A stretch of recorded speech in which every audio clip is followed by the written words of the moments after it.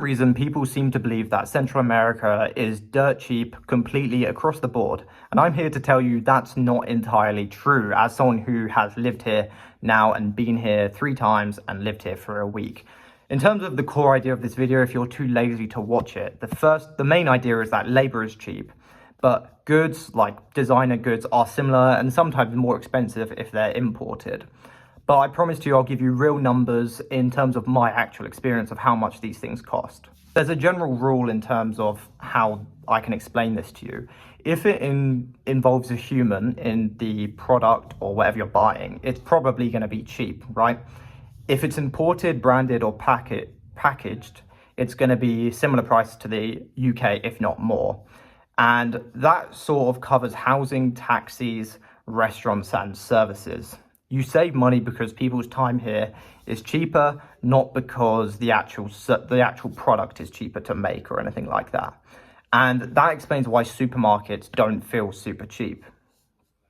In terms of housing specifically, I'm going to get into the exact prices. So this is the biggest difference I've seen so far. I live in a 3-bedroom house with my brother. It's pretty massive. It doesn't have an upstairs, but it's very nice, especially as someone who lives in the UK, who's used to the first world way things are done and you know, quality. This is very nice. I have no complaints whatsoever. And it's in a private gated community with security. Now that's £600 a month. So £300 for me if 3 people were living in here, you know, £200. Compared to the UK, this property would be like, you know, let's say it's in Surrey, somewhere near London, it'd be 1,500, maybe 2,000, probably £2,000, right? So it's a lot cheaper, right? And often in UK, it's going to be smaller. Maybe the quality will be good, it's hard to say. But why it's cheaper here, basically the labour, obviously, to make these buildings is cheaper. There's local materials which are cheaper, and there's just less regulation. But I also think it's because the rental market here is really weird. It's hard to explain, but to buy a property like this, it's similar to how much it would be in England/London, whereas to rent a property, it's, you know, as I say, £600. In terms of sort of our overall idea, housing alone here will change your relationship with money. No longer are you struggling to pay rent, you're struggling to pay rent month in, month out. You know, rent is, as I said, £300. It's not hard to afford for someone earning a foreign income. Just, this is clarifying, you know, the whole idea of this video is if you're earning a foreign income as someone who's from the UK. In terms of bills and utilities, you know, it's a bit boring, but there's some quiet savings you can make here. Electricity, internet and water is noticeably cheaper. Again, labor costs, it's simpler, and there's just less middlemen. But I think the main thing is the labor costs. And it's not glamorous, but it does add up, you know, an extra £100 or £200 a month. And especially in England, electricity is ridiculously expensive, which it isn't here.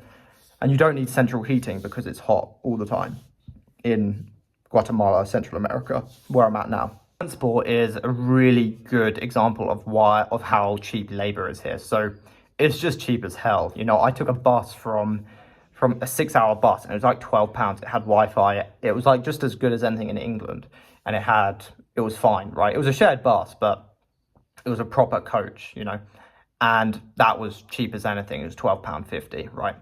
Because drivers are cheap.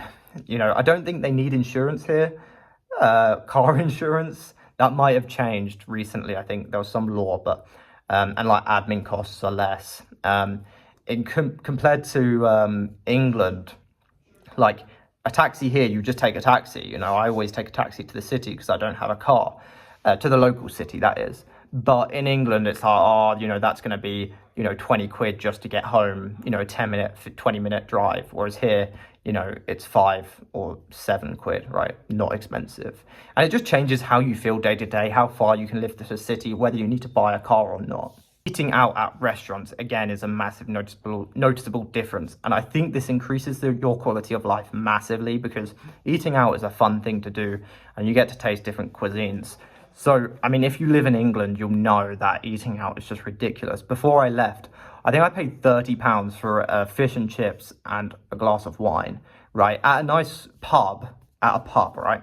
Whereas here, at a really nice place, right, or a pretty nice place, comparable to anything in England for the most part, it's like £8 to £10, and that's like a wine and a main, you know, maybe 13 if you get pudding.